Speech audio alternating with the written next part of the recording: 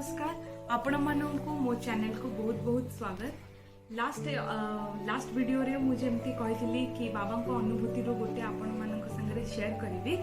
आज मो वीडियोटी से ऊपर बनी गोटे अनुभूति मुझे आपण मान आगे कहूँ चाहूँगी। आशा कर भल लगे।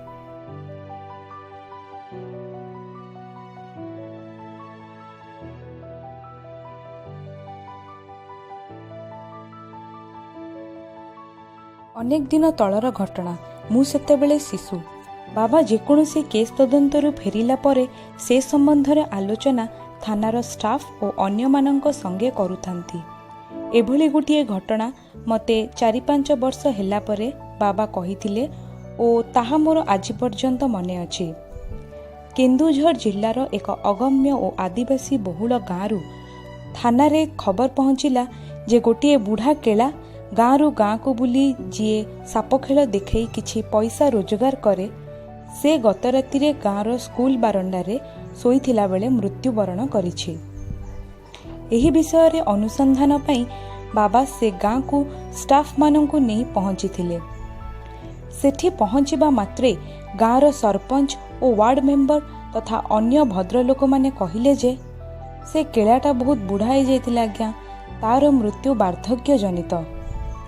सांगेरे थिबा अन्य ऑफिसर माने बुढ़ार शव को ओलट पालट करी देखिले, किंतु से बुढ़ा केलार शरीर रे कोनोसी क्षत बा संदेहास्पद चिन्ह मिली नथिला। से बुढ़ा केलार पिंधितिबा धोती और फतेही छड़ा 3टी साप रखिबा पेटेरा तार मुंड तले तकिया परी रखिथिला। पेटेरा गुड़िक बाउंसरे तैयारी और तार फांको गुड़िकु माटी और गोबर दे बंद होइताए। बुढ़ा केलार पोशाकर तलाशी नेबारे अल्प किछि प्राय 2 टंकार खुचुरा पैसा मिलिथिला। मृत केलाकु पोस्टमार्टम पई पठाई उक्त 2 टंका खुचुरा सरपंचक जिम्मारे रहिला। ए साप पेटर 3टी कौन हेबो से विषय आलोचना चलीथिला बेले किछि गाँ लोक कहिले, आज्ञा से पेटेरा भितरे नाग और तंप मिसी 3टी विषधर सर्प से केला रखिथिबार आमे देखिचु। जेमिति सेमिति से पेटेरा खोली साप गुड़ी को छाड़ीदेले सेमाने गाँ भितरे या ता घरे पशि विपद सृष्टि करि पारंती। तेणु आमे 3टी पेटेरा को बांधिकी एठी रखुचु और बुढ़ार शव डाक्तरखाना फेरिले ताकू और साप 3टी को पेटेरा सह पोड़ी दबु। बाबा कहिले, ना ना सेमिति हेई पारिबनी। जदि गाँ भितरे छाड़िले किछि विपद अछि ताहले निकटस्थ जंगल रे साप गुड़ी को पेटेरा खोली छाड़ी दिया जिवो।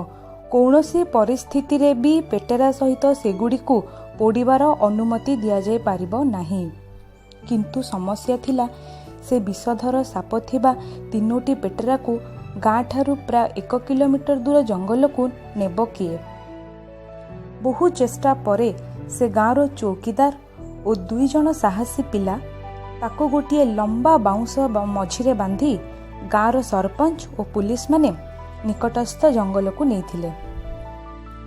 पाखरे थिबा गोटे विराट ओस्त गछ तले से पेटेरा गुड़ी को रखी से लंबा बाउंस साहाय्य रे गोटिक परे गोटिए खोला गला। सेठी जमा होइथिबा ग्रामवासी और पुलिस दल सबु एक ध्यान रे से पेटेरा खोला हेबा दृश्य को चाहितांती। प्रथम पेटेरा खोलिला बेले गोटे छोट गोखर साप पेटेरारु धीरे बाहरी द्रुत गति रे जंगल रे पसिगला। द्वितीय सापटी मध्य आकृतिर बड़ होइतिले भी पेटेरा खोलिबा मात्रे आस्ते आस्ते बाहरी सरसर हुई जंगल मध्य को पसिगला। तापरे तृतीय पेटेरा खोलिबा आगरु ता भितरु सु सु शब्द बाहरिबाकु लागिला।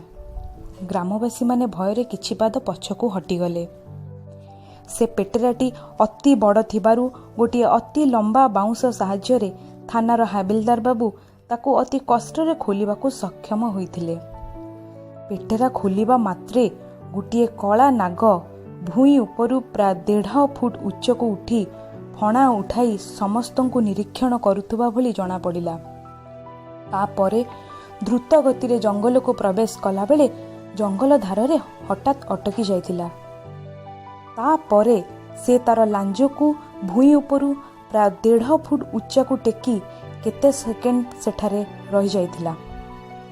ସମସ୍ତେ ଆଶ୍ଚର୍ଯ୍ୟ ହୋଇ ପରସ୍ପରକୁ ଚାହିଁଲା ବେଳେ ସାପଟି ଜଙ୍ଗଲ ମଧ୍ୟରେ ଅଦୃଶ୍ୟ ହୋଇଯାଇଥିଲା। ଚୌକିଦାର ବାବାଙ୍କ ପାଖକୁ ଆସି କହିଲା, ଦେଖିଲେ ତ ସାର୍, ସାପ କେମିତି ସେଲ୍ୟୁଟ୍ କଲା। ଆପଣ ତା ଜୀବନଟା ବଞ୍ଚେଇ ଦେଲେ ବୋଲି। ବାବା ସାମାନ୍ୟ ହସି ଲଘୁ ପରିହାସରେ ଚୌକିଦାରକୁ କହିଲେ, ସତେ ତୁ ଗୋଟିଏ ସର୍ପ ବିଶେଷଜ୍ଞ ହେଇଥିଲେ ଭଲ ହୋଇଥାନ୍ତା।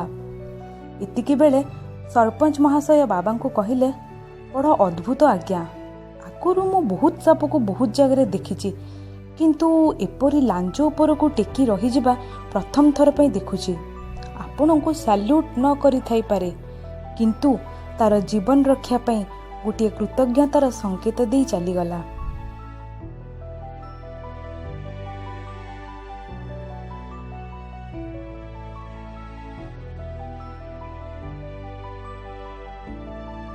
ଅନୁଭୂତିଟି ଆପଣମାନଙ୍କୁ କେମିତି ଲାଗିଲା ମୋତେ କମେଣ୍ଟ ସେକ୍ସନରେ ଲେଖି ଜଣେଇବେ।